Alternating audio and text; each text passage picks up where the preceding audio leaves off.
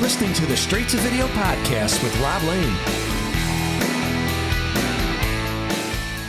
Welcome along to a brand new episode of the Straight to Video podcast. Hope you're all doing great. And how was your Halloween? Things went on the scale we usually have at our house, but it was fun nonetheless. And I've got a chance to catch up on some recent horror movies, such as Halloween Ends, which whilst most people seem to hate it, I thought it was really good. And I also checked out Terrifier 2, which was the utmost gore fest as expected. I also dropped a horror-themed bonus episode of this podcast over on the Straight to Video Patreon.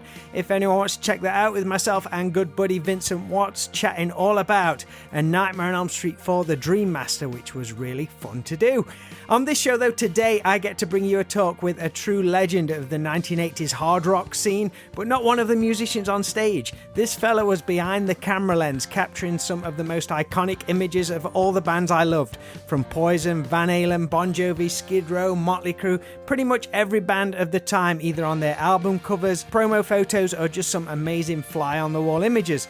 For someone like myself who scoured the credits on album sleeves and in magazines, the name of today's guest, Mark Weiss, would become as recognizable as the musicians themselves. Now, Mark recently released an incredible coffee table book called The Decade That Rocked, which showcases a lot of his legendary photo shoots and some never-before-seen shots. The book is pretty essential if you're a fan of the genre, and you can pick it up from all good book retailers, or for more information, check out thedecadethatrocked.com. Hot on the heels of this book, Mark is also set to release a brand new one focusing on the late Kevin DuBrow of Quiet Riot, which we talk about in this episode, along with many other stories from Mark's career, which is still going strong to this day, and now includes photo workshops, which sees him passing on his knowledge onto younger generations. On a slight side note, Mark actually came out to a show our old band Teenage Casket Company did in New York back in 2006. We were playing on the same bill as the erotic Stevie Rochelle of Tough and Veins of Jenna, and this was around the time I believe Mark was relaunching Rock Scene magazine,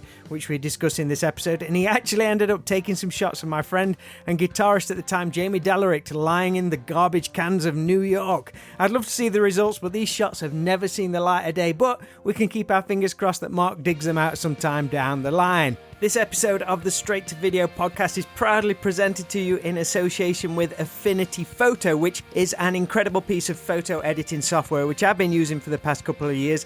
I was turned on to them by my buddy Daz, who creates the wonderful episode artwork you see each week for this show, and Affinity is an amazing and extremely affordable alternative to other programs on the market. Plus, they're actually based in Nottingham here in the UK, so right on my doorstep. Now is a great time to get on board with Affinity Photo and also Affinity Designer and Publisher, as they have some great announcements on the way, so please check them out at affinity.serif.com or click the link in the episode description. Right now though, let's dive into my Straight to Video chat with legendary rock photographer Mark Weiss.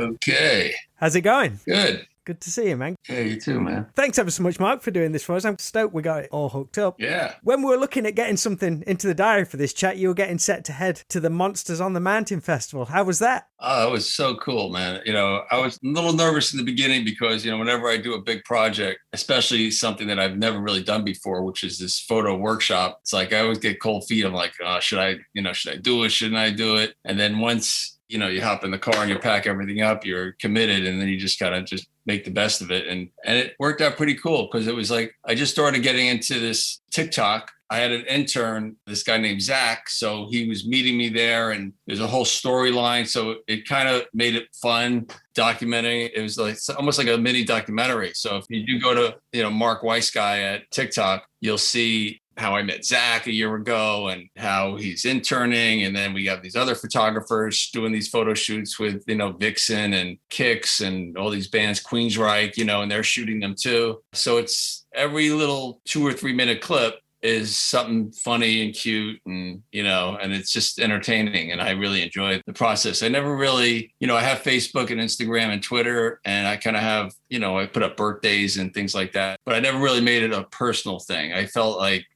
I just didn't do it. So this new thing, TikTok, They say it's mostly for younger people, which is probably true, but it's definitely building momentum for us older folk. And I kind of like going into a new audience that don't really know me. Exactly. You could capture somebody who like totally didn't know nothing about the scene you're from or anything like that, but you grab them in a totally different way. So that's awesome. Doing these workshops and stuff, you wasn't sure if you could do it. Do you ever get like imposter syndrome when it is something you obviously can do, but going into it for the first time? Pretty much every photo shoot I do, I get that. I know there's a name for it. I call it just getting nervous, But yeah, I mean, I guess even if it doesn't have to be like big band or anything, it could be even a small band. It's like, am I going to be able to pull this off? Are they going to like the photos? So I still feel that way. And I just go into each photo shoot kind of like that. And then at the end, after I get to know them, if it's someone new that I'm working with, it just develops into something that's usually pretty successful for both of us. Yeah. For someone getting into photography today, much like music, it's a whole different playing field to how it was for you in the late 70s. And I know you speak about it in your book, The Decade That Rocked, but just for listeners, I'd like to touch on your introductions, if we can, a little bit. As it's a great story because you're an East Coast guy growing up in, is it Matawan, New Jersey? Is that how you pronounce it? Yeah, Matawan. Yep. What was the contrast there compared to, say, Manhattan, which is just a little further north? Is it like two polar opposites? It was always like the suburbs and New York City, that's the two things, it's like, and, New York was always me growing up as a preteen. I just looked at it as I used to go in there and visit some relatives of my parents. It just looked like a big scary place that you don't want to go to, Is this like 70s New York? Yeah, 70s. The New York you imagine and see in films and all that kind of stuff. Yeah, but you go in there, then there's the prostitutes, and then there's the homeless guys. So that's my vision of New York, because we used to have to go in through the tunnel, and then we used to just go to our relatives and have a meal there and then go back home. So I was kind of a little intimidated by New York until I started going to concerts, and then the concerts were at Madison Square Garden, at the Palladium. I used to just hop on the train in Matawan. About 50 minutes later, I'd be in New York City, and I'd just be right there. It's just right there. And we used to call it the party train. And that's when I used to, just go in there, sneak in my camera, take pictures the first night, like at Peter Frampton or Kiss or one of the bands that played multiple nights, and then sell them the next day out of my high school locker and in front of the concerts. Was photography something you'd ever considered prior to that? Because it was only through becoming a teenager, earning money, mowing lawns, and approached a potential new client about mowing his lawn, but rather than paying up front, he offered you a camera instead. So what was you thinking at that time? He was like thinking, this guy's a cheapskate, or what was you thinking? No, I actually thought the camera was worth more than it was. Okay. Because I was only getting $5 a cut. I was going to mow his lawn for like maybe 10 times. So that's like, $50 really. So I'm thinking this camera, I could hock it for like $200. So that was my plan, to like go to the hock shop and get a couple $100 for it. What stopped you though? I just kind of looked at the camera and it kind of looked cool, and I felt it. And once I felt it and kind of started playing around with it, I just said, I'm going to hold on to it, like taking pictures of my brother and my dog and those kind of things, just, developing the film and then getting excited. But then it really took off when, I kind of put it down after I took enough pictures of my brother and my dog. And then I started getting involved in music. And then that's when, it kind of clicked. Your brother, he played in bands as well though, right? Did you ever like photograph any of his shows or eventually take any band photos for him? I was only like 13, 14. I didn't think about taking my camera that I just got to photograph him. It was across the street, just be like a garage band. And it was my introduction. I wish I did take pictures of him. Did you ever want to play in a band yourself? I gave it a try, when I was 14, me and my friends got together and we tried to do it. And everyone was like talented except for me. I just couldn't remember how to, play chords, and I tried to sing and it's like awful. I don't have a voice, so it didn't work out. It was a short-lived thing, but we had some fun. You began smuggling your camera into early shows. Was you still using that same camera you got from mowing the lawn? Yeah. Yeah. That first camera was up until I shot Aerosmith at Giant Stadium and got my first picture in Circus. Do you still have that camera? Yeah, it's hanging around. I have a mannequin back there that I display when I do little shows of me. Like, I have like all my old clothes on them and stuff. And I have the camera dangling around his neck. The guy who gave it to you for mowing the lawns, did he ever realize you was that guy who went on to photograph all those bands, do you think? No, I tried to reach out, passed by the house, knocked on the door. They weren't living there. And no, I never really got a chance. I wonder if I ever found out. That'd be awesome. I know. You learned a very valuable lesson earlier on. I think One of your first shows was Elton John, but you'd used up all your film. And later in the set, John Lennon came out on stage, so you couldn't get any shots of him. Are there any other valuable lessons you've learned since then? Yeah, in 81, when I was starting to shoot Ozzy, I started developing a relationship. I wanted to do a photo shoot, and they were just playing the Palladium, and Sharon said, come by at like 10 in the morning and we'll do a photo shoot. I didn't know that everyone was staying up all night. I just thought they were just getting up and everything. And I was going through the tunnel, and there was an accident in the tunnel. And so it was all backed up, and this is before cell phones or anything like that. So I got there about a half hour late. When I knocked on the door, they said,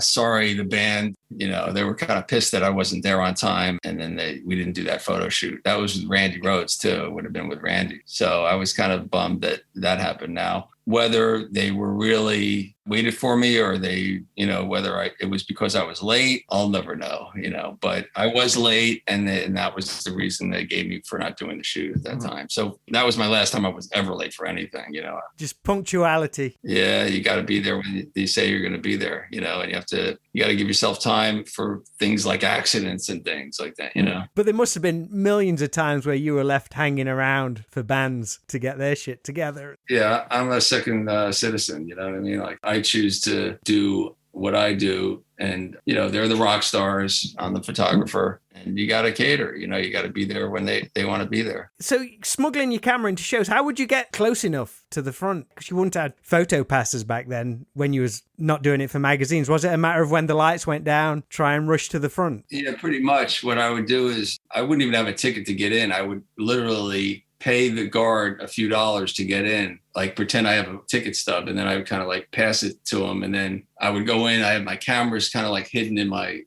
under my shirt, my jacket, in my fry boots. I would put my lens, dismantle them, and then once I get in, I have all these old ticket stubs. So I would flash it to try to get in the orchestra. There were different colors. So at the end of each show, you try to get all these ticket stubs from that show that people don't even care about. I mean, now they wish they had them all because they're really cool looking. But I collected them and I used them for the next show, and I would, use them to get in. Now, if that didn't work, I would wait till the lights go down in between the bands, and then I would jump over the barricade and then head myself to the first kind of 10 rows. And then when everyone was standing up, I would dismantle the seats and move them so I'd have a spot, and it would close up the aisle so the security guard can't get down anymore. And then I had this nice little spot for the whole show. So the people with photo passes, they just had 3 songs. Right. But you figured out, exactly. You got the whole set.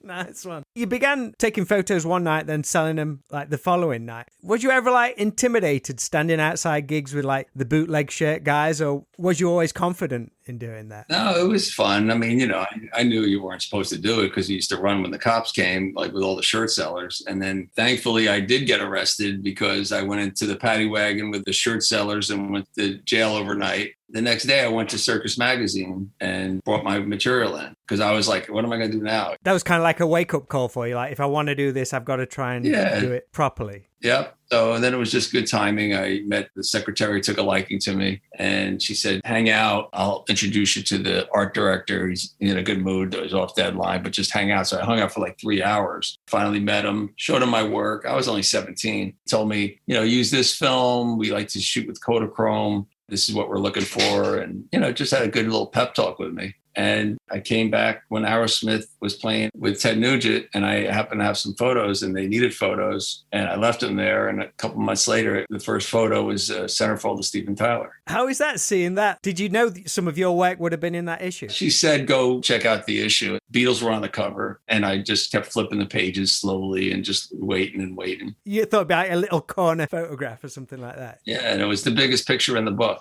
in the magazine. Wow. How many copies of that did you buy to show everybody? Oh, yeah, I got a bunch. I got them hanging right in my office right now. Is that when things just snowballed from there? Because, you went on to do things backstage with Van Halen. Did you find right from the start you had a good rapport with the bands? I guess you'd all be similar ages, into similar things. Yeah, that was it. We were kind of cut from the same cloth because we all liked Led Zeppelin and Aerosmith and Ted Nugent, all those bands that I liked, The Sweet, and even like Rod Stewart. They all kind of liked that glam rock. That's what most of those bands kind of came from. And so I liked that music. They liked the music. I liked what they were doing, coming up with, and I liked the imagery. It was just a natural for both of us to be comfortable with each other. Did you get much hang time, or did it vary from band to band to gain that rapport, or did they just like the way you handled yourself during the photographs? You know, if you want to hang out with someone, once you meet them, whether it's a friend or someone, even someone cutting your hair, you know, it's like, you know, if you want to come back to them. So I'm me and they're them, and we kind of clicked. It's like, you know, it was just another friend. I always look at, like, every time I do, you know, another shoot is 4 or 5 new potential friends, and most of them end up being friends for life, really, you know. So I didn't have a lot of friends in high school, a lot of acquaintances, but not a lot of people that I could, you know, hang out with. And, you know, you have your handful, but there were like so many bands and so many friends to be made. I just love doing it, and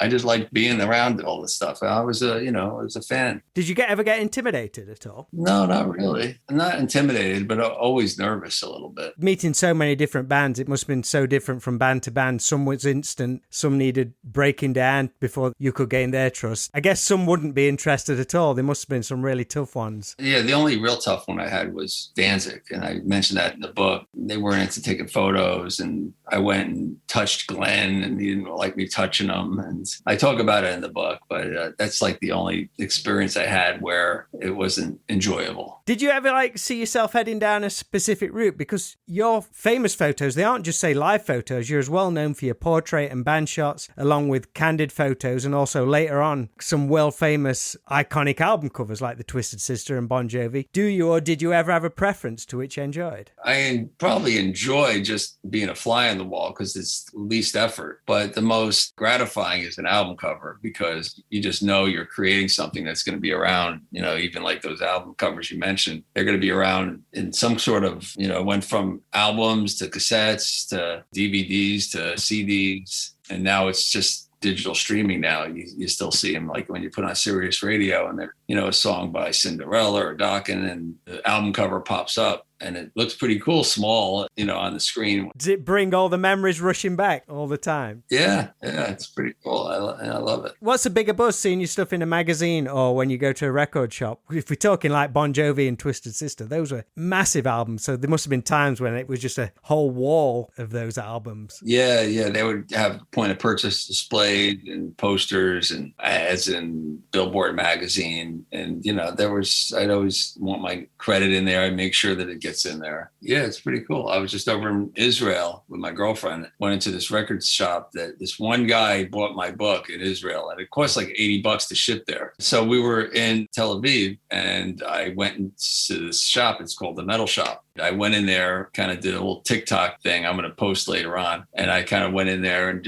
we walked on the streets, and I'm going to say, let's go check out this guy and see if he's got the book in the store. And he had it on the shelf, and we interviewed him, and it was pretty cool talking about rock and roll and heavy metal in Israel. And then we did a little thing. I said, because he sold vinyl too. And I said, I wonder if they have my Twisted Sister cover, my first cover I ever did. And it was there. So we did a little thing on that. We talked about that. So, 40 years later, 30, 40 years, is it? Yeah, 40 years, I guess. Yeah. When was the first time you got to head out on tour with a band? Do you remember that call where you're going to come out with us for a week, 2 weeks or whatever? Probably, I'm trying to think. It might have been early 80s, of course, but like Riot and Motley Crue and Ozzy, it all kind of happened at once. And I would go a week on with this band, and then another week on that one, and back home. And then I would process the film and send it to the magazines. Then I'd go out again, and someone's doing a video. So it was just, for those 10 years, it was just like nonstop. Would you be joining sometimes mid-tour as well? So was that ever awkward once a band's like gelled on their bus and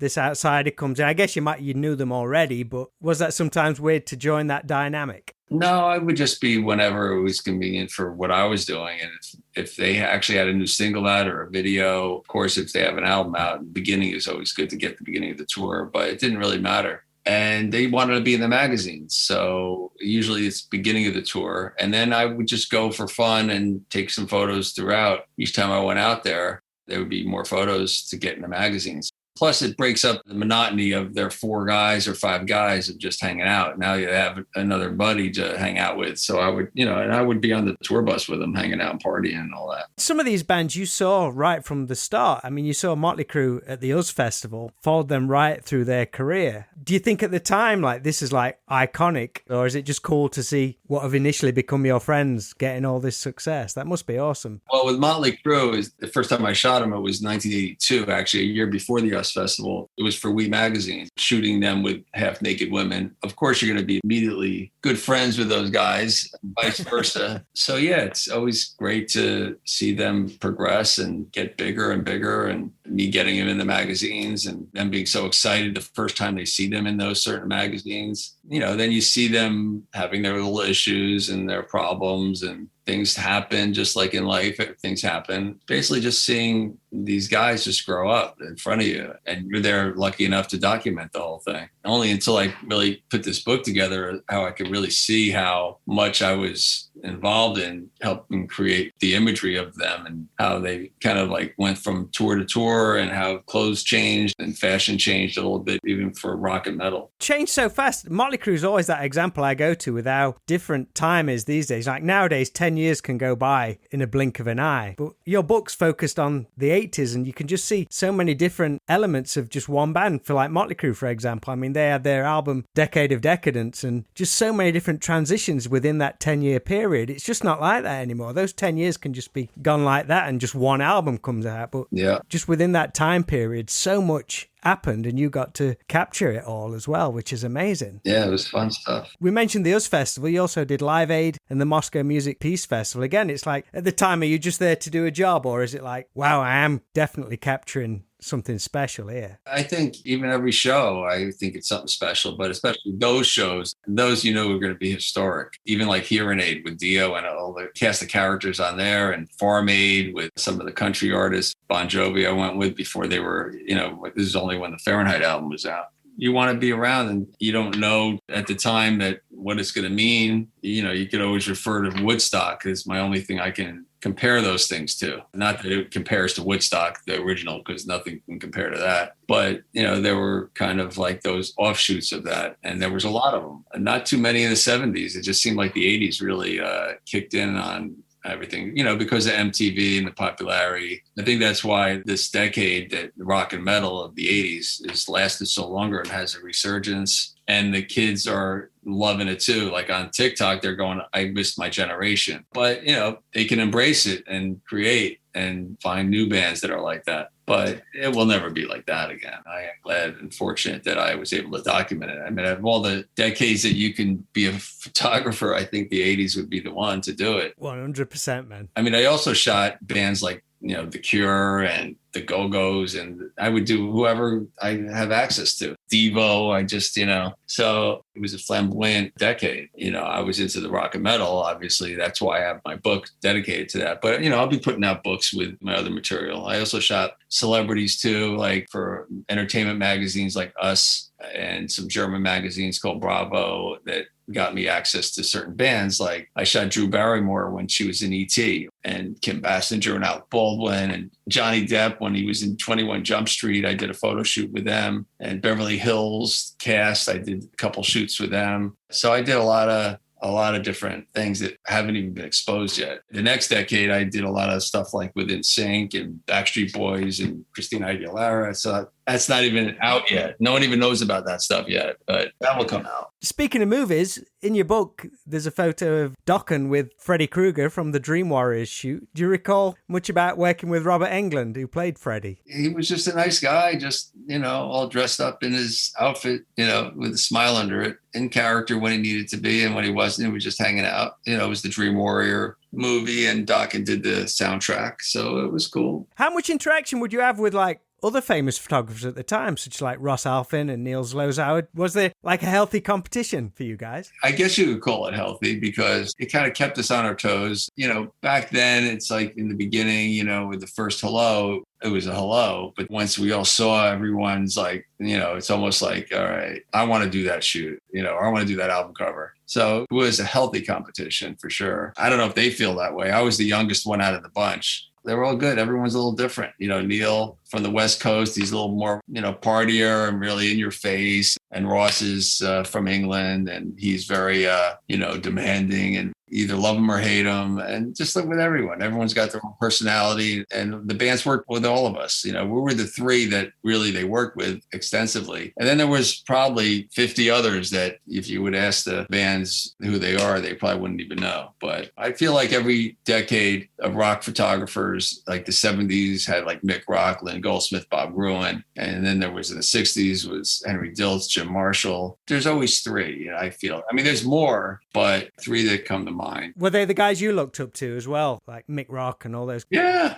Oh, yeah. I looked at all those three, and I became very friendly with Lynn still to this day. And she kind of, gave me some advice. She still does, and she's proud of me, and, sees what I'm doing, and we talk, or, so it's interesting. And Bob's a great guy, Bob Gruen. Mick had a couple conversations, not a lot, but everyone is very different out of those three that I mentioned. One thing you mentioned to me when we were going back and forth on emails was the 30-year-old archive you have in your garage. How often have you dived into that over the years, or have you just been adding to it throughout your career? And then when you came to do this book, you're like, holy shit, I got to go through all of this. I've always knew where it was. And before the book, I would get calls from different magazines that would want some archives. I'd always go in there, grab stuff and scan them. But definitely when the book came out, I had to really dive in deep and really figure it out. Is this still some stuff which is still in old photo style, pre-digital, that you need to get to and archive it properly? Yeah, there's slides up until I think about 2005.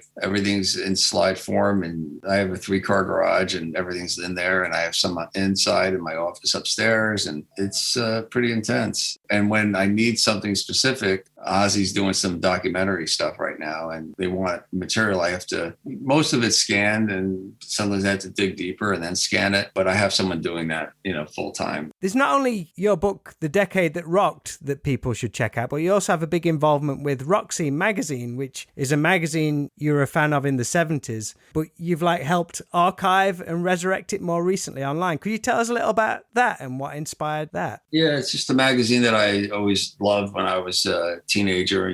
My brother used to have a subscription, and I acquired the trademark, and I archived all the magazines, but I wanted a place to put my photographs. So I pretty much created this website so I can put it somewhere and share it with people and get some new bands in there. So yeah, it's just a hub for cool rock photos. And if you want to look at the old magazines, they're up there too. Rock Scene has some great old articles from the 70s. It was like a 10-year span. I think there was a total of 52 issues. And then in the 80s, I think it was sold to a company where they changed the logo and turned out to be just like an 80s, kind of like a circus or hit parade or whatnot. Since your involvement, that's expanded into some really cool YouTube interviews with bands from the 80s and stuff, talking about how they grew up and how they got into the scene prior to them exploding on a global scale. I wanted a place to do these interviews because I love shooting the shows. And at this point, maybe 10, 15 years ago, there really wasn't a lot of rock magazines, and I still love doing all that. So I would just go early and do some photos at sound check. And then it's like, all right, what am I going to do for that couple hours? So then I just pretty much said, let me start doing some interviews, and I'll post it on my Rock Scene site. So I have over 100 interviews and,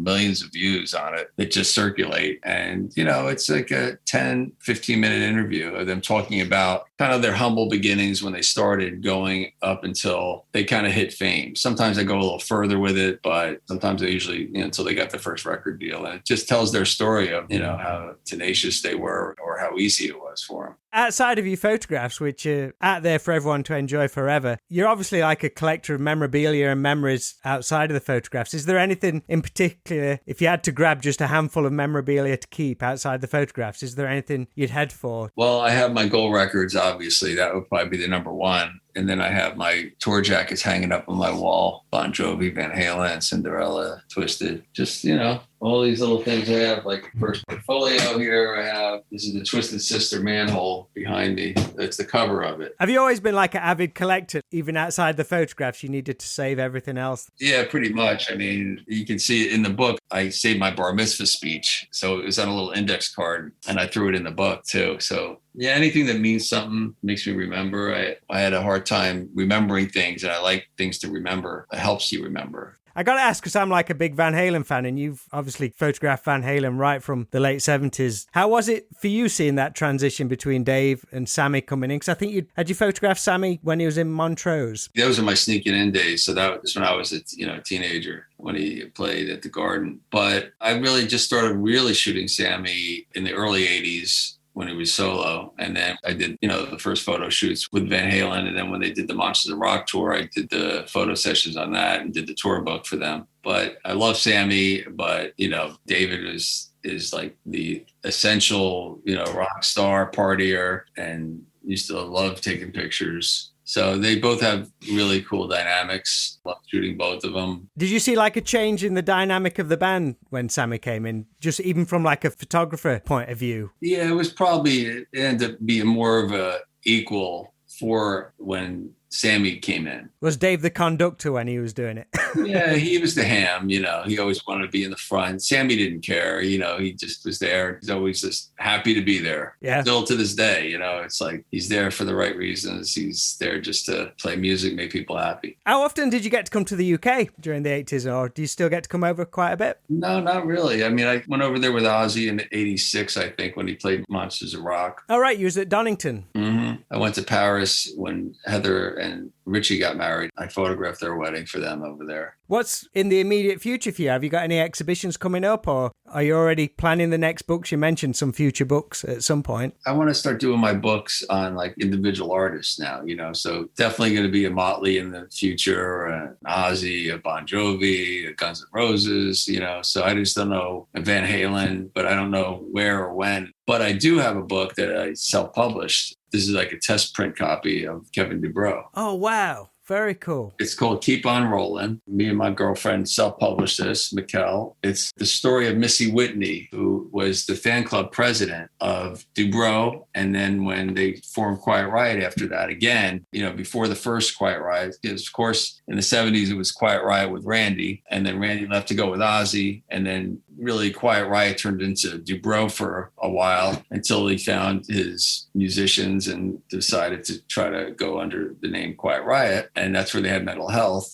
So this is the story that Missy, who was only a teenager when she met Kevin at a concert in a club in California, and just fell in love with the whole scene. And she befriended Kevin. These photographs are from Ron Sobel, who was Kevin's best friend and ended up being the lighting guy. These are all like amazing photos. And so, then we have her memoirs and things like that in it. Did Missy approach you, or did you approach her? She called me up or sent me an email, and she wanted this photo.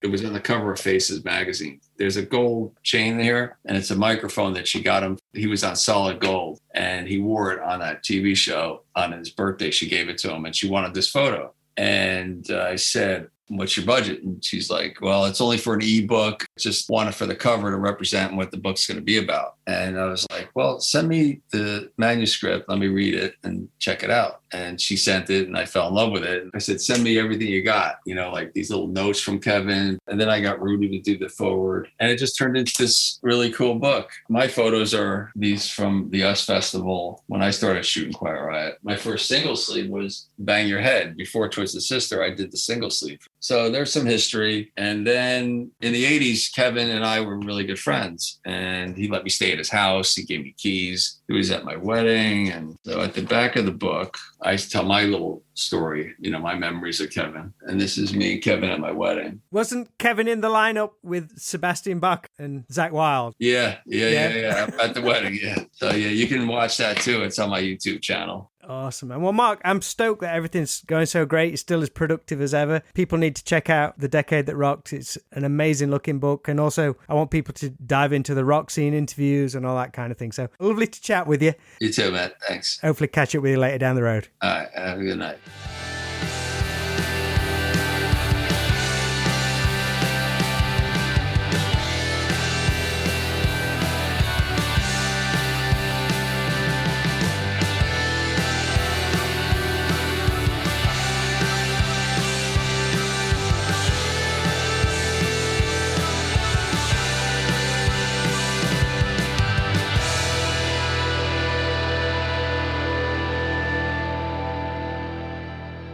Big thanks to Mark Weiss for taking some time from his busy schedule to chat with me here on the Straight to Video podcast. Please be sure to familiarize yourself with his incredible career and the work he's done over at thedecadethatrocked.com or on his social media pages. He truly captured so many iconic images of the time. If you enjoyed this chat and want to listen to over 200 more, then they're all available to stream for free wherever you listen to podcasts, or you can find them along with some straight-to-video music videos and merchandise at stvpod.com. And as mentioned earlier, there's a brand new bonus movie podcast available on our Patreon page, which is patreon.com/stvpod. And everyone who is part of that really does help make this podcast continue to run, so thank you so much. And that is all for today's show. Hope you had a good time and I appreciate you listening. So until we do it again, please take care and speak soon.